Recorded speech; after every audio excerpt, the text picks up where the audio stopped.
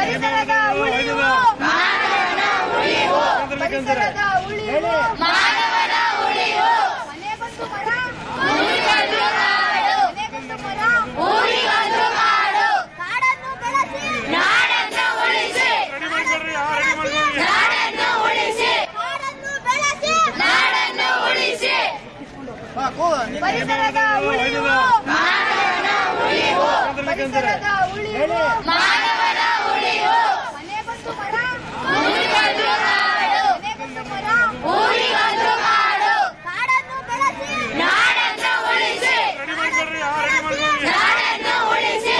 Sir, ಇದು plastic awareness ಅಂದರೆ ತುಂಬ ಮುಖ್ಯನೇ, ಮಕ್ಕಳಿಗೂ ತುಂಬ ಮುಖ್ಯನೇ. ಯಾಕೆಂತಂದರೆ ಸರ್, ಈಗ ಹೋಟ್ಲುಗಳಲ್ಲಾಗಲಿ ಅಂಗಡಿಗಳಲ್ಲಾಗಲಿ ಎಷ್ಟೇ ಒಂದು ಪಂಚಾಯಿತಿಗಳಿಂದ ಆಗಲಿ ಎಲ್ಲನೂ ಹೇಳ್ತಾನೆ ಬಂದಿದ್ದೀವಿ, ಆದರೂ ಅವರು ಅದನ್ನು ಅರಿವು ಮೂಡ್ಕೊತಾನೆ ಇಲ್ಲ. ಹಂಗಾಗಿ ಈ ರೀತಿ ಒಂದು ಅವೇರ್ನೆಸ್ ಮಾಡಿದಾಗ ಸ್ವಲ್ಪ ಅವ್ರ ಗಮನಕ್ಕೆ ಬರ್ಬೋದನ್ನೋ ಒಂದು ಕಾರಣ ಸರ್. ಯಾಕಂದರೆ ಹೋಟ್ಲುಗಳಲ್ಲಿ ಎಷ್ಟು ಥರ ಹೇಳ್ಬೋದು, ನಾವೇ ಸಪ್ರೇಟಾಗಿ ಕೂಡ ಹೋಗಿ ಹೇಳಿದ್ದೀವಿ, ಈ ಥರ ಮಾಡಬೇಡಿ, ಪ್ಲಾಸ್ಟಿಕ್ ಒಂದು ಬಾಳೆ ಎಲೆ ಹಾಕ್ಕೊಂಡು ಈ ರೀತಿ ಏನಾದರೂ ಫುಡ್ಡನ್ನ ಇದು ಮಾಡ್ಕೊಳ್ಳಿ ಅಂತಂದ್ರು. ಆರೋಗ್ಯ ಸಮಸ್ಯೆ ತುಂಬ ಅದರಿಂದ ಅದಕ್ಕೆ ಬಿಸಿ ಬಿಸಿ ಇಡ್ಲಿ ಹಾಕೋದಾಗಲಿ ದೋಸೆ ಹಾಕೋದಾಗಲಿ ಅದ್ರ ಮೇಲೆ ಹಾಕಿದಾಗ ತಿರ್ಗಿ ಅದನ್ನೇ ಮನೆಗೆ ಅವ್ರು ಪಾರ್ಸಲ್ ಅಂತ ತಂದಾಗ ಅದರಿಂದ ಎಷ್ಟೋ ಫುಡ್ಗಳು ಇದಾಗ್ತದೆ ಸರ್. ಮಕ್ಕಳಿಗೆ ಪಾಯ್ಸನ್ ಆಗ್ತೈತೆ, ಮಕ್ಕಳಿಗೂ ತೊಂದರೆ, ಎಲ್ಲರಿಗೂ ತೊಂದರೆನೇ. ಅದರಿಂದ ಅವೇರ್ನೆಸ್ ಆದರೆ ತುಂಬ ಒಳ್ಳೆಯದೇ ಸರ್, ಎಲ್ಲರಿಗೂ ಕೂಡ ಒಳ್ಳೆಯದು. ಸರ್ ನಮಸ್ಕಾರ. ನಾವಿವತ್ತೇನು ಸರ್ಕಾರದ ವತಿಯಿಂದ 100 ದಿನಗಳ ಸ್ವಚ್ಛತಾ ಆಂದೋಲನ ಅಂತ ಹೇಳ್ಬಿಟ್ಟು 17/10/2025ರಿಂದ 26/1/2026 ಅಭಿಯಾನ ನಮ್ಮ ಗ್ರಾಮ ಪಂಚಾಯತಿಯಿಂದ ಹಮ್ಮಿಕೊಂಡಿದ್ದೀವಿ.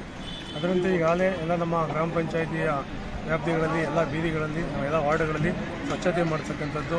ಮತ್ತು ಈಗಾಗಲೇ ನಮ್ಮ ಶಾಲಾ ಮಕ್ಕಳು, ನಮ್ಮ ಎಲ್ಲ ಗ್ರಾಮ ಪಂಚಾಯತಿಯಿಂದ ಅಧ್ಯಕ್ಷರು, ಉಪಾಧ್ಯಕ್ಷರು ಮತ್ತು ನಮ್ಮ ಶಾಲಾ ಮುಖ್ಯೋಪಾಧ್ಯಾಯರು, ಸಹಶಿಕ್ಷಕರು ಮತ್ತು ಸಿಬ್ಬಂದಿವರ್ಗಗಳು ಶಾಲಾ ಮಕ್ಕಳಿಂದ ಇವತ್ತು ಒಂದು ದಿವಸ ನಮ್ಮ ಗ್ರಾಮದ ಪ್ರಮುಖ ಬೀದಿಗಳಲ್ಲಿ ಪ್ಲಾಸ್ಟಿಕ್ ಮುಕ್ತ ಗ್ರಾಮವನ್ನು ಮಾಡಬೇಕು ಅಂತೇಳಿ ಒಂದು ಅವೇರ್ನೆಸ್ ಕಾರ್ಯಕ್ರಮ ಇಟ್ಕೊಂಡಿದ್ವಿ. ಈಗಾಗಲೇ ನಾವು ಸಾರ್ವಜನಿಕವಾಗಿ ಎಲ್ಲ ಅಂಗಡಿಗಳು ಇರ್ಬೋದು, ಹೋಟ್ಲುಗಳಿರ್ಬೋದು, ನಾವು ಕರಪತ್ರ ಮೂಲಕ ಮುದ್ರಿಸಿ ಅವರಿಗೆ ತಿಳುವಳಿಕೆ ಕೊಟ್ಟಿದ್ವಿ. ಬಟ್ ಇನ್ನು ನಾವು ಏನು ಪ್ರಚಾರ ಮಾಡೋದ್ರ ಜೊತೆಗೆ ಜನಗಳು ನಮಗೆ ಸಹಕಾರ ಕೊಡಬೇಕು, ಅದನ್ನು ಮುಕ್ತಗೊಳಿಸಬೇಕು ಅಂತೇಳಿ ನಾನು ಕೇಳ್ಕೊಳ್ತೀನಿ.